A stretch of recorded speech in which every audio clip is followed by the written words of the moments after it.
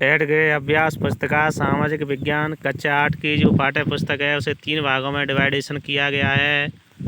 बच्चों, आज हम संसाधन एवं विकास भूगोल का 5 चैप्टर मानव संसाधन के बारे में जितने भी क्वेश्चन आंसर दिए गए हैं उन्हें हल करेंगे। चलो शुरू करते हैं। भारत की किस नदी के उपजाऊ मैदान घने बसे हुए हैं? तो इसका राइट आंसर होगा गंगा और ब्रह्मपुत्र नदियाँ। गंगा और ब्रह्मपुत्र नदियों द्वारा जब अपने साथ उपजाऊ मिट्टी बहाकर लाई जाती है तो उसे छोड़ दिया जाता है या बिछा दिया जाता है तो मैदानों का निर्माण होता है। उत्तर भारत का मैदान जिसमें फसलें अधिक ज़्यादा मात्रा में पैदा होती हैं जिससे कि मानव को खाद्यान्न अच्छी मात्रा में सस्ता मिल जाता है, इसलिए इन क्षेत्रों में लोग ज़्यादा जा कर के बसते हैं या निवास करते हैं। क्वेश्चन 2, देश के अंदर बड़ी संख्या में लोग रोजगार, शिक्षा और स्वास्थ्य सुविधाओं की खोज में जा रहे हैं। इसका राइट आंसर होगा शहरी क्षेत्रों की ओर, क्योंकि बच्चों रोजगार शहरों में लोगों को रोजगार मिलता है। वे शहरों में दुकानों पर, कंपनियों में, कार्यालयों में उन्हें काम मिल जाता है। बच्चों के लिए पढ़ाई के लिए अच्छी स्कूल होते हैं, कॉलेज होते हैं, स्वास्थ्य के लिए अच्छे हॉस्पिटल होते हैं जिससे लोग शहरों में अधिक संख्या में निवास करते हैं। क्वेश्चन नंबर 3, जनसंख्या पिरामिड हमारी जानने में सहायता नहीं करता है। तो इसका राइट आंसर होगा बच्चों रोजगार योग्य कौशल की योग्यता। अन्य जो ACD में दिया हुआ है इनसे हमें जनसंख्या पिरामिड द्वारा जानकारी मिल जाती है।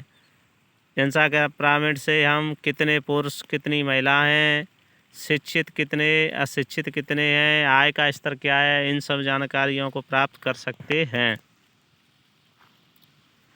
प्रश्न 4, लोग सदैव पर्वतों और पठारों की तुलना में मैदानी भागों में रहना पसंद करते हैं क्योंकि यह क्षेत्र खेती विनिर्माण के लिए उपयुक्त है। इसका अर्थ यह हुआ बच्चों जो मैदानी क्षेत्र होते हैं वहाँ पर पर्वतों पठारों की अपेक्षा समतल ज़मीन में अच्छी खेती की जाती है, पैदावार होता है तथा यहाँ पर रोज़गार के कारखाने कंपनियाँ भी आसानी से लगाए जा सकते हैं। इससे लोग मैदानी क्षेत्रों में घने बसे हुए हैं अर्थात अधिक मात्रा में निवास करते हैं। नेक्स्ट प्रश्न, प्रधानमंत्री कौशल विकास योजना कब किस उद्देश्य से शुरू की गई लिखिए। इसका आंसर होगा प्रधानमंत्री कौशल विकास योजना को 2015 में 1 करोड़ भारतीय युवाओं को 2016 से 2020 तक प्रशिक्षित करने के उद्देश्य से शुरू किया गया था। तो बच्चों आप बताएं वर्तमान में अपने प्रधानमंत्री का नाम क्या है? अपने वर्तमान प्रधानमंत्री श्री नरेंद्र मोदी जी हैं। क्वेश्चन नंबर 6, भारत की जनसंख्या का औसत घनत्व कितने व्यक्ति प्रति वर्ग किलोमीटर है? भारत की जनसंख्या का औसत घनत्व 382 व्यक्ति प्रति वर्ग किलोमीटर है। औसत घनत्व का मतलब ये होता है बच्चों 1 वर्ग किलोमीटर में कितने लोग निवास करते हैं तो उसे औसत घनत्व कहा जाता है। प्रश्न 7, जनसंख्या वितरण को प्रभावित करने वाले कारकों के नाम लिखिए। इनके कारकों को 2 भागों में डिवाइड किया गया है, प्राकृतिक कारण, सामाजिक, सांस्कृतिक और आर्थिक कारक। प्राकृतिक कारकों को या भौगोलिक कारकों को पुनः 5 विभागों में डिवाइडेशन किया गया है। फर्स्ट है स्थलाकृति। स्थलाकृति जलवायु, मृदा, जल, खनिज। एक एक से इन्हें समझते हैं। स्थलाकृति स्थल की आकृति, जो पर्वत पठार होते हैं वहाँ लोग कम निवास करते हैं। मैदानी भागों में, समतल में अधिक निवास करते हैं, क्योंकि यहाँ कारखाने कंपनी लगाने में आसानी रहती है तथा समतल भूमि पर खेती करना, फसलों के अधिक उत्पादन होने से खाद्यान्न आसानी से मिल जाता है। जलवायु भी प्रभावित करती है। जो प्रदेश बहुत ज़्यादा मात्रा में ठंडे या गर्म होते हैं वहाँ भी लोग कम निवास करते हैं।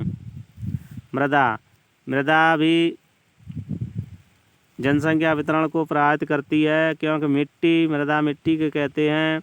यहाँ की उपजाऊ दोमट मिट्टी होती है, वहाँ पर लोग अधिक मात्रा में रहते हैं। और जहाँ ऊसर बंजर होती है वहाँ पर ना तो फसल होती है ना चारा होता है पशुओं के लिए, इसलिए लोग कम निवास करते हैं। जल भी बहुत अधिक मात्रा में, जल बिना जीवन संभव नहीं है। अगर जल नहीं होगा तो पशु पक्षी पेड़ पौधे जीवित नहीं रह पाएंगे। इसलिए आपने देखा होगा ज़्यादातर लोग नदियों के किनारे ही निवास करते हैं। बड़े शहर नदियों के किनारे ही बसे हुए हैं।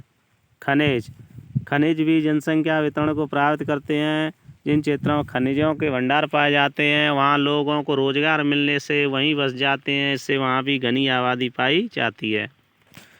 नेक्स्ट प्रश्न संख्या 8, जनसंख्या संगठन की विशेषताएं लिखिए। जनसंख्या संगठन हमारी यह जानने में सहायता करता है कि कितने पुरुष व कितनी महिला हैं, वे किस आयु वर्ग के हैं, कितने शिक्षित हैं, किस प्रकार का व्यवसाय करते हैं। आप समझ गए होंगे जनसंख्या संगठन से हमें ये पता चलता है कितनी महिलाएं हैं और कितने पुरुष हैं, उनकी आयु वर्ग क्या है, कितने शिक्षित पढ़े लिखे हैं, कितने अनपढ़ लोग हैं, वो व्यवसाय क्या करते हैं। नेक्स्ट प्रश्न संख्या 9, जीवन प्रत्याशा से क्या आशय है। इसका आंसर होगा जीवन प्रत्याशा यह उन वर्षों की संख्या है जिसमें औसत व्यक्ति के जीवित रहने की आशा की जा सकती है, या इसे ऐसे कह सकते हैं कि औसत कितने व्यक्ति जीवित रहते हैं, ज़्यादा से अधिक उम्र तक कितने व्यक्ति जीवित रहते हैं। जीवित रहने की आशा को ही प्रत्याशा कहा जाता है। क्वेश्चन नंबर 10, विश्व की कुल जनसंख्या में से किस महाद्वीप में सर्वाधिक लोग निवास करते हैं। इसका आंसर होगा विश्व की कुल जनसंख्या में से एशिया महाद्वीप में सर्वाधिक लोग निवास करते हैं। आपको यह बच्चों जानकर खुशी होगी कि भारत जनसंख्या में विश्व का दूसरा बड़ा देश है। विश्व का पहला बड़ा देश चीन है। एशिया का विश्व में जनसंख्या में पहला स्थान है और एशिया क्षेत्रफल में ही विश्व का सबसे बड़ा महाद्वीप है।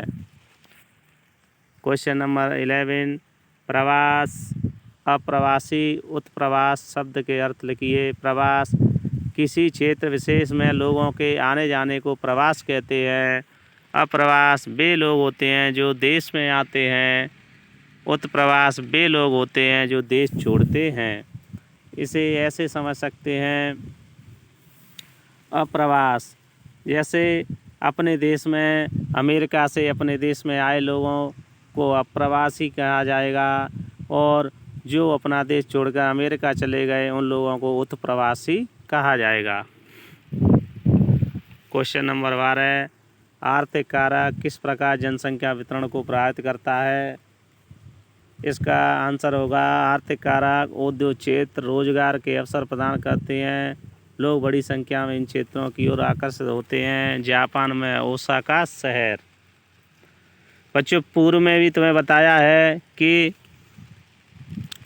जहाँ लोगों को रोजगार अधिक मिलता है वहाँ पर लोग अधिक बड़ी संख्या में निवास करते हैं, क्योंकि वो रोजगार की तलाश में औद्योगिक क्षेत्रों में जाते हैं और वहीं पर रहने लगते हैं, तो यहाँ पर घनी आबादी हो जाती है। इसी तरह बसा हुआ जापान का ओसाका शहर। क्वेश्चन नंबर 13 किस प्रकार के युवा किसी राष्ट्र का भविष्य होते हैं? इसका आंसर होगा कुशल, उत्साही, आशावादी और सकारात्मक दृष्टि जैसे युवा जन किसी राष्ट्र के भविष्य होते हैं। आशा है सब समझ में आया होगा बच्चों। अगर कोई समझ में नहीं आए तो कमेंट में ज़रूर लिखना, आपको समझाने की कोशिश की जाएगी। धन्यवाद।